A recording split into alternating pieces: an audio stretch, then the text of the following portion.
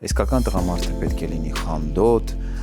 պետք է անպայման դա դրսևորի իր վարքագծում։ Ուրեմն թասիբով ու նամուսով է։ Այո, խանդին ավելի շատ հակված են նրանք, ովքեր փոքր հասակում ունեցել են այդ ուշադրության պակասը։ Խանդը ինչ է որպես այդպեսի։ Կորցնելու վախն է։ Ինչպես է խանդը ազդում հատկապես